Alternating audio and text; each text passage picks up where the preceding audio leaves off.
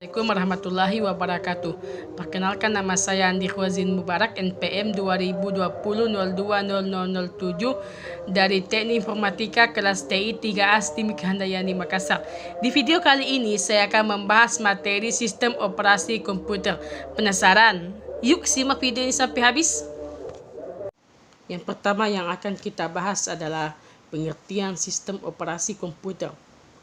Jadi, menurut Abbas Ali Pangera dan Doni Arius dalam buku Sistem Operasi 2010, sistem operasi adalah sistem yang terdiri atas berbagai komponen kerja dan metode kerja yang digunakan untuk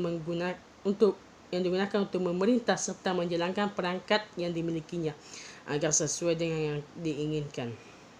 Dalam hal ini, sistem operasi komputer berarti komponen dan metode kerja yang ada di dalam komputer. Tujuannya untuk menghubungkan manusia dengan komputer atau perangkat lunak dengan perangkat keras. Sistem operasi dalam bahasa Inggris dikenal sebagai operating system. Sistem operasi menjadi hal yang paling mendasar dan harus ada saat akan menjalankan komputer. Fungsi sistem operasi komputer. Yang pertama, fungsi utama sistem operasi komputer itu adalah fungsi dari sistem operasi ialah mengelola sumber daya yang ada pada komputer. Selain itu, sistem operasi juga berfungsi menyediakan layanan ke pengguna sehingga bisa lebih mudah saat memanfaatkan berbagai sumber daya komputer. Selain dua fungsi tersebut, sistem operasi komputer atau operating system juga berfungsi untuk mengelola data yang ada pada komputer serta mengatur perangkat lunak dan perangkat keras agar bisa bekerja dengan stabil. Bukan hanya itu, di sistem operasi komputer juga memiliki 4 hal, terbagi dalam 4 hal fungsi sistem operasi komputer. Oke, kita lanjut. Fungsi yang pertama yaitu manajemen perangkat. Manajemen perangkat adalah proses mengelola implementasi, operasi, dan pemeliharaan perangkat fisik atau virtual. Ini adalah istilah yang mencakup berbagai alat dan proses administratif untuk pemeliharaan perangkat komputasi jaringan, seluler, atau virtual. Manajemen perangkat bertanggung jawab untuk mengelola semua perangkat keras sistem komputer. Ini juga dapat mencakup pengelolaan perangkat penyimpanan serta pengelolaan semua perangkat input dan output dari sistem komputer. Yang kedua, manajemen proses. Proses adalah suatu program yang sedang dieksekusi melalui perintah atau piranti masukan. Begitupun program yang adalah kumpulan instruksi yang ditulis ke dalam bahasa yang mudah dimengerti oleh sistem operasi. Proses juga memerlukan sumber daya untuk menyelesaikan tugasnya dalam mengeksekusi beberapa perintah. Sumber daya tersebut bisa seperti CPU, berkas-berkas, alam memori, dan perangkat keras masukan atau output. Manajemen proses adalah suatu cara atau tindakan dalam alokasikan program yang akan dieksekusi menjadi tidak berantakan dan berjalan dengan baik sebagaimana mestinya. Yang ketiga, memori atau manajemen memori. Jadi, sebelum kita masuk memahami apa itu manajemen memori, kita harus tahu dulu memori itu apa. Jadi, memori adalah pusat dari operasi pada sistem komputer modern. Fungsinya sebagai tempat penyimpanan informasi yang harus diatur dan dijaga sebaik-baiknya. Memori adalah array besar dari word atau byte yang disebut alamat. CPU mengambil instruksi dari memori berdasarkan nilai dari program counter. Terus, manajemen memori adalah suatu kegiatan untuk mengelola memori komputer. Proses ini menyediakan cara mengalokasikan memori untuk proses atau permintaan mereka. Atas permintaan mereka, membebaskan untuk digunakan kembali ketika tidak lagi diperlukan, serta menjaga alokasi ruang memori bagi proses. Yang keempat, manajemen file. Manajemen file adalah jenis perangkat lunak yang mengelola file dari data dalam komputer. Sistem manajemen file menangani bagaimana file diatur, bukan hanya sekedar mengorganisir cara menyimpan saja. Dasar dari manajemen file adalah proses penamaan, penyimpanan, dan pengambilan file secara terorganisir. Selanjutnya, kita masuk ke tugas utama sistem operasi komputer. Sistem operasi bertugas mengelola seluruh perangkat lunak dan perangkat keras pada komputer. Misalnya, Anda menjalankan beberapa perangkat lunak sekaligus di komputer, sehingga beberapa perangkat lunak tersebut memerlukan akses ke CPU, memori, dan media penyimpanan. Maka sistem operasi mengatur proses-proses tersebut untuk memastikan setiap perangkat lunak berjalan normal.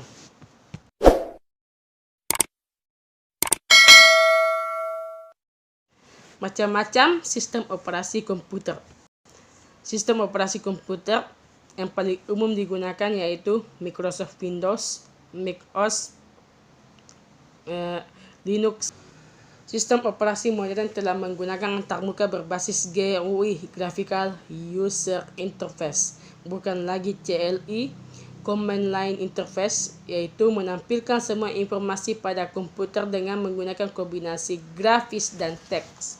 Sistem operasi yang pertama yaitu Microsoft Windows. Di sini siapa yang tidak mengenal Microsoft Windows?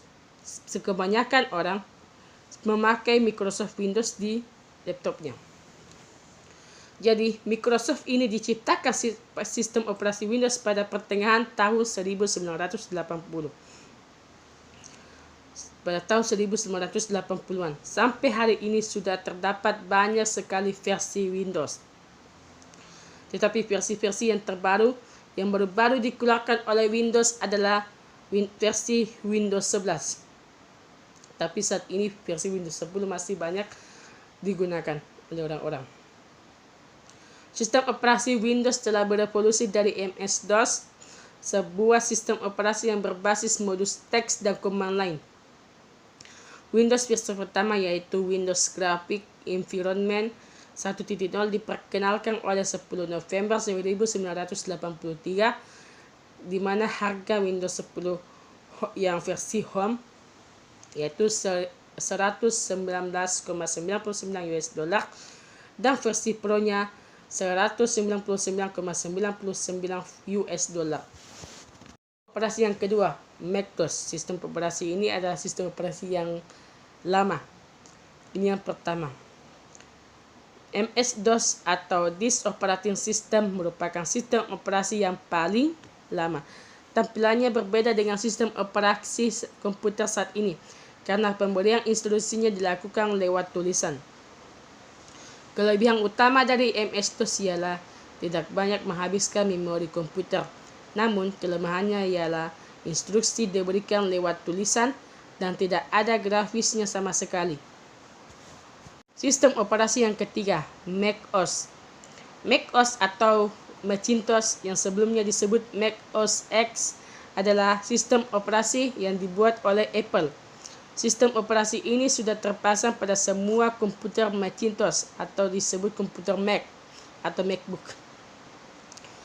Pada bulan Januari tahun 1984, Apple memperkenalkan Mac OS, maka OS ini resmi menjadi satu-satunya OS pada waktu itu yang menggunakan sistem antarmuka grafis atau yang disebut GUI. Yang terakhir adalah Linux. Linux adalah sistem operasi open source yang kode programnya atau source code dapat dimodifikasi dan didistribusikan oleh siapa saja di seluruh dunia. Beberapa keuntungan Linux adalah gratis dan tersedia banyak varian Linux yang dapat Anda pilih sesuai dengan keinginan Anda. Menurut StatCounter Global Stats, pangsa-pasar pengguna sistem operasi Linux kurang dari 2% dari pengguna global sistem informasi. Sistem operasi maksud saya. Namun, sebagian besar komputer server menggunakan Linux karena relatif mudah untuk dimodifikasi. Di semua pembahasan yang tadi, kita perlu mengetahui juga bagaimana sejarah sistem operasi komputer tersebut berkembang. Ada 4 tahapan yang perlu kita ketahui. Yang pertama, sistem operasi generasi pertama dimulai tahun 1945 dan diakhiri tahun 1955. Sistem operasi generasi pertama merupakan awal perkembangan sistem komputasi elektronik sebagai pengganti sistem komputer mekanik. Pada generasi ini belum ada yang namanya sistem operasi komputer, maka sistem komputer diberi instruksi yang harus dikerjakan secara langsung. Tahapan yang kedua yaitu sistem operasi generasi kedua yang dimulai tahun 1955 dan diakhiri tahun 1965, yaitu sistem operasi yang memperkenalkan BPS, Batch Processing System, yaitu pekerjaan yang dikerjakan dalam satu rangkaian lalu dieksekusi secara berurutan. Pada generasi ini sistem komputer belum dilengkapi dengan sistem operasi, tetapi beberapa fungsi sistem operasi telah ada. Tahapan yang ketiga adalah sistem operasi generasi ketiga, dimulai tahun 1965 dan diakhiri tahun 1980. Pada generasi ini, perkembangan sistem operasi dikembangkan untuk melayani banyak pemakaian sekaligus, di mana user atau pengguna dapat berkomunikasi lewat terminal secara online ke komputer. Maka sistem operasi menjadi multi-user atau digunakan oleh banyak pengguna sekaligus, dan multi-programming atau melayani banyak program sekaligus. Sistem yang keempat adalah tahapan yang keempat adalah sistem operasi generasi keempat yang dimulai tahun 1980-an dan diakhiri sebelum tahun 1980-an juga. Dewasa ini, sistem operasi digunakan untuk jaringan komputer di mana user menyadari keberadaan komputer-komputer yang saling terhubung satu dengan yang lain. Nah, itulah tadi sejarah sistem operasi berdasarkan generasinya. Cara kerja sistem operasi komputer. Yang pertama, melakukan manajemen proses. Operating system yang akan menjadwalkan setiap prosesnya, misalnya membuat file, sinkronisasi antar file, menghapus file, komunikasi antar file, dan lainnya. Operating system juga bisa melakukan penundaan proses, menghentikan proses dengan cara paksa dan melanjutkan proses. Hal yang berkaitan dengan melanjutkan dan penundaan proses bergantung pada RAM, karena RAM-nya berfungsi untuk menampung proses, sementara register dari prosesor yang menampung proses berjalan yang berlangsung. Hal yang berkaitan dengan pengelolaan data atau file akan membutuhkan bantuan dari sebuah control unit. Control unit tersebut berupa komponen untuk pemrosesan yang terdapat di dalam CPU.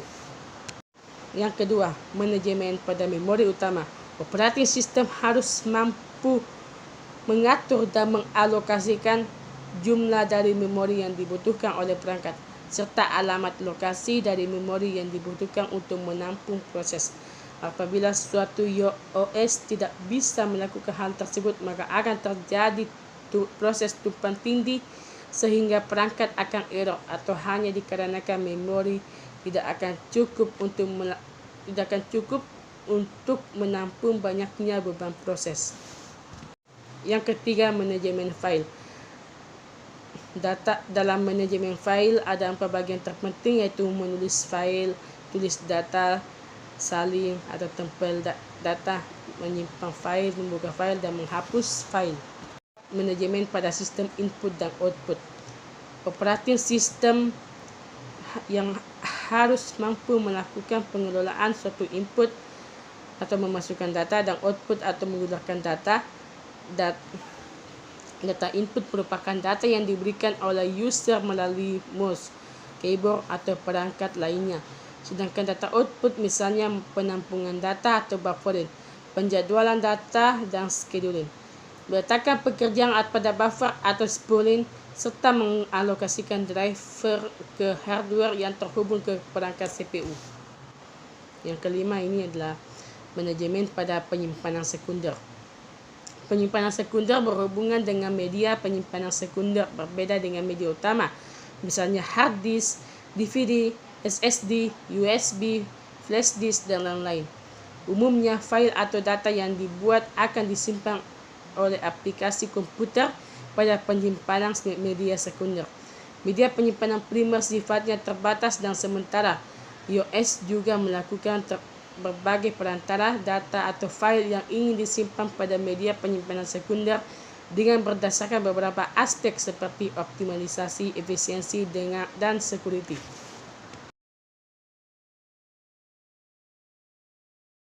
Itulah tadi penyampaian materi sistem operasi komputer. Semoga kalian yang menyimak bisa memahami penyampaian materi dari saya. Terima kasih. Wabillahi taufiq wal hidayah. Wassalamualaikum warahmatullahi wabarakatuh. See you.